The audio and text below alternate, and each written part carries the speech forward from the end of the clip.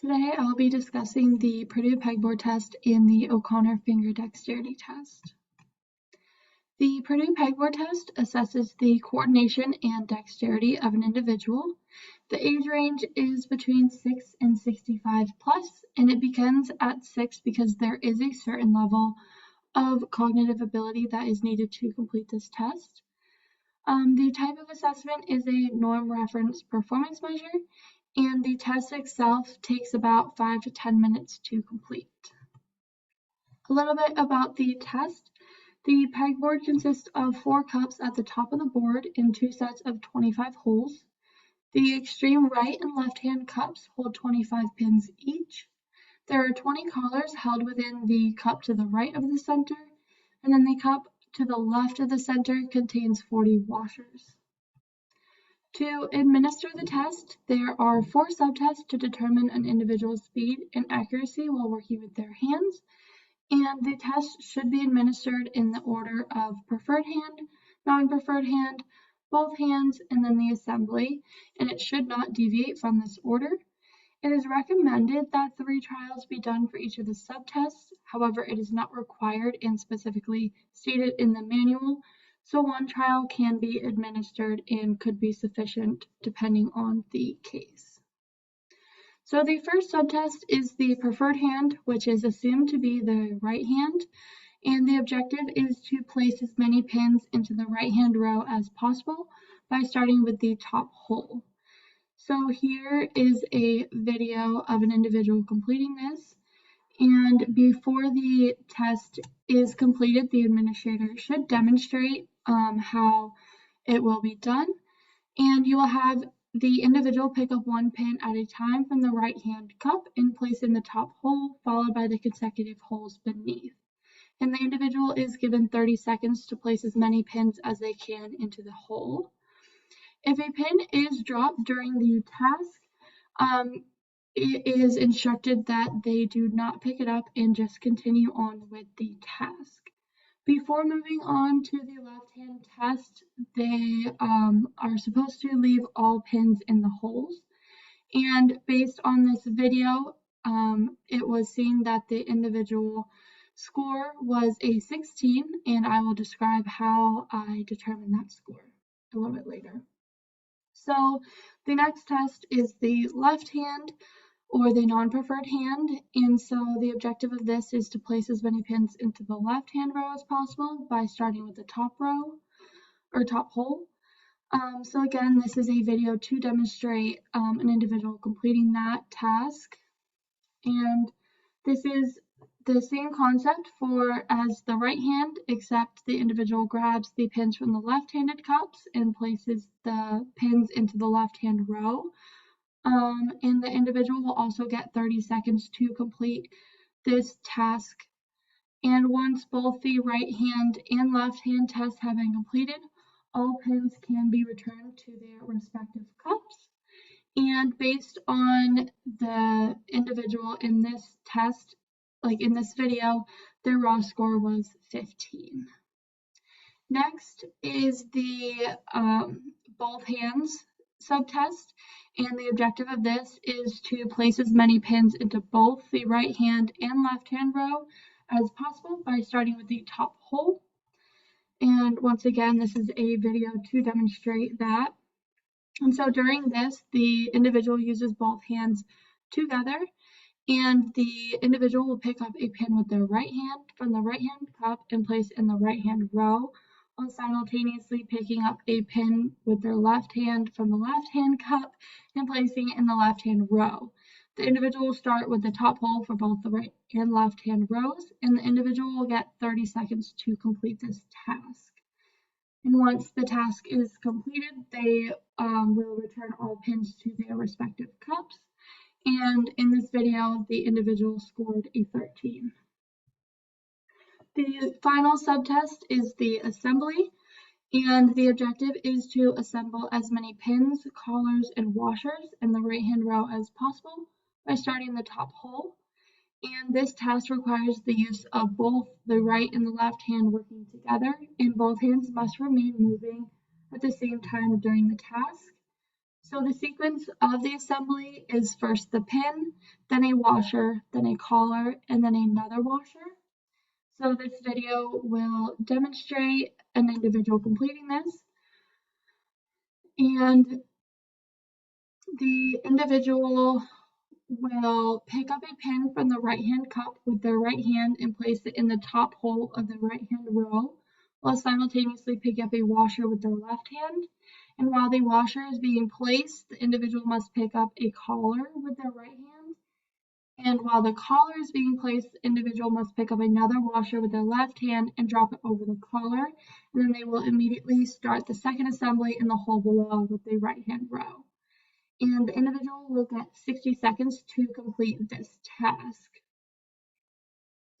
And once the individual completes the task, they will return all the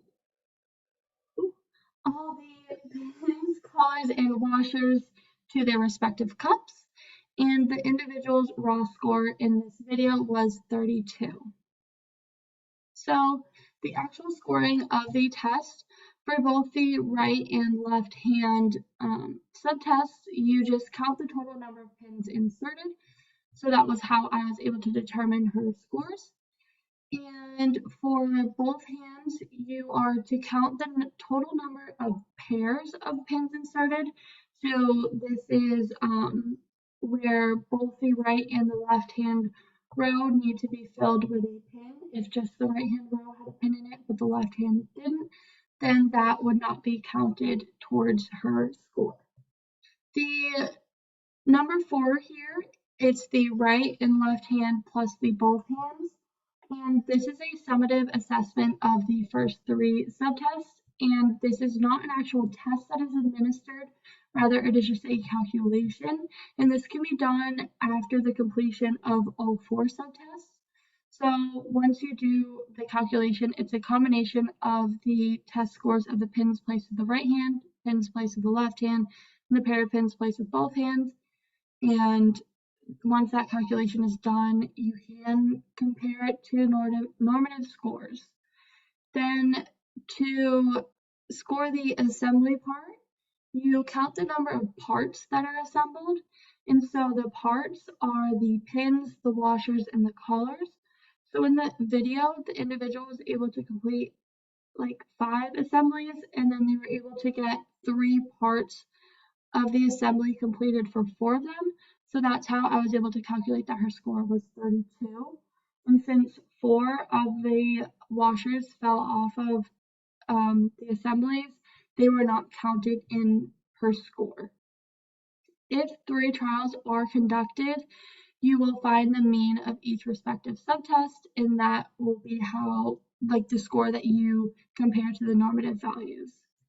If an individual's preferred hand is their left, then their scores will be compared to the right hand normatives. So these charts are the standard norms for 3 trials of the Purdue Pegboard test for adults ranging from 40 to 89 years old. In the manual, there is normative data reported for 1 trial Purdue Pegboard test in young adults aged 15 to 40, but this data is not as reliable as the 3 trials, so that's why those charts aren't usually referenced and they're not displayed here. So a clinician can compare their client's data to norms within this chart, but it might be more beneficial to just use the test as a baseline and compare the individual's score with themselves due to the lack of reliability, especially with the 1 trial tests. These are the standard norms for children 5 through 15. However, this test is not typically administered to children due to the complexity of the assessment itself. And the data from these charts are from research conducted in 1979.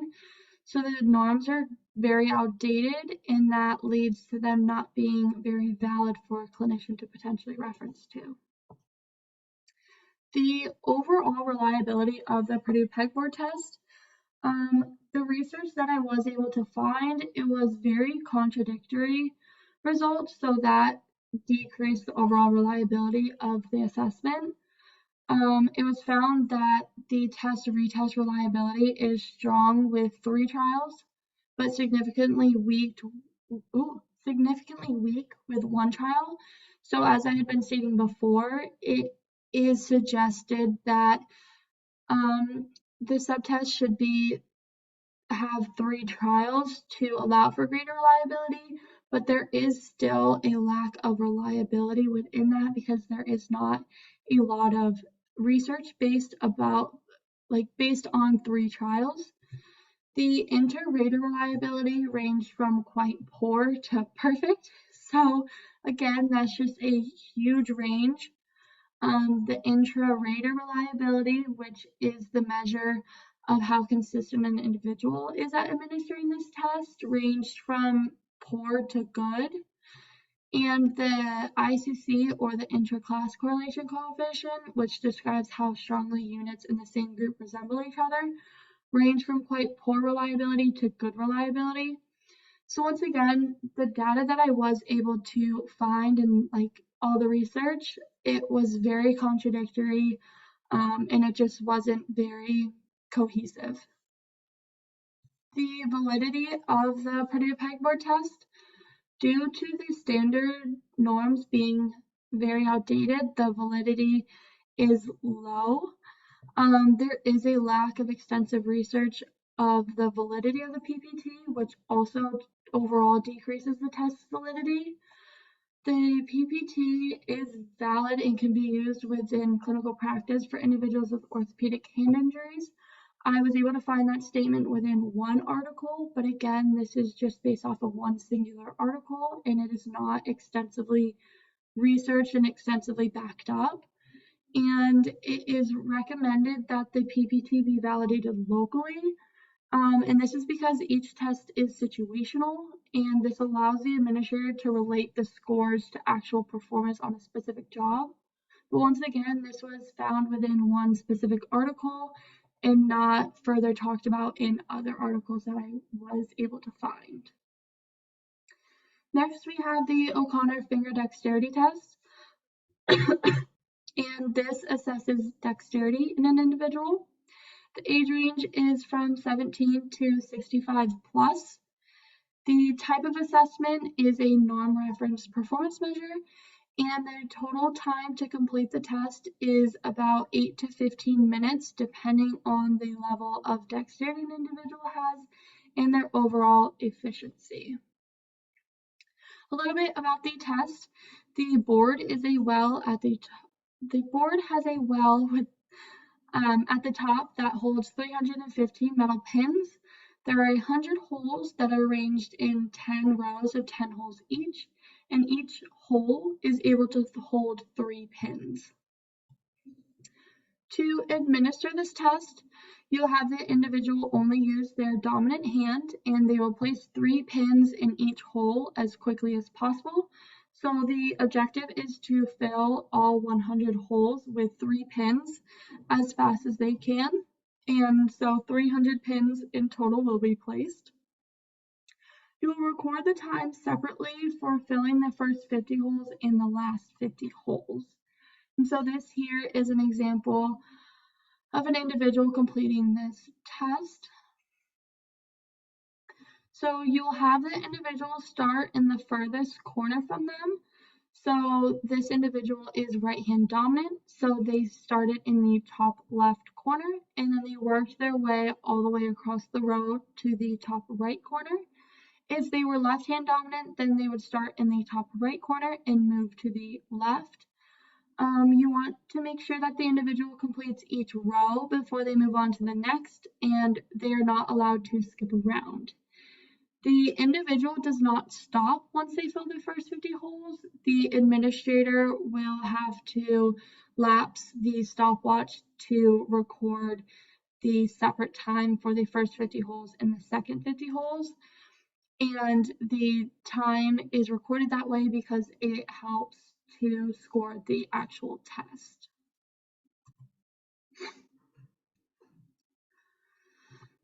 So the actual scoring of the test, as I have mentioned, it is based on the time recorded in seconds for the first 50 holes filled and the second 50 holes filled. So the mathematical equation below is used to determine the raw score for the test. So it is the first half time plus the second half time times 1.1 divided by 2 to find the mean of that score. And so I was able to calculate that my client score was a 268.5.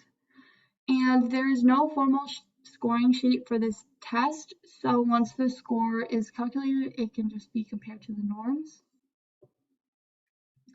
So these are the standard norms that are given within the user manual. So using this, I can see that my client would have scored between the 30.9 percentile and the 15.9 percentile, so on the lower end of the percentile rank. And these standard norms are from the original study conducted in 1926. So this leads to these scores or these norms not being very valid. So if a clinician were to conduct this test, they will most likely not be referencing the norms. Rather, they will need to establish a baseline test for their client to be able to compare the following attempts of the FDT. These are 6 common occupations from 1926. So this chart would not be really relevant or referenced today. However, I thought that this was very interesting to be part of the manual. And so in 1926, these jobs obviously would have been very relevant and common. And so this chart would be used to help individuals become employed, because if they were able to achieve or exceed the standard score, that meant that they were fit for this certain occupation. And the occupations in this chart require extremely high levels of finger dexterity, whereas common occupations today do not, which further decreases the validity of this assessment. The overall reliability of the FDT, it is low because there is limited data that was collected and there is low quality of research.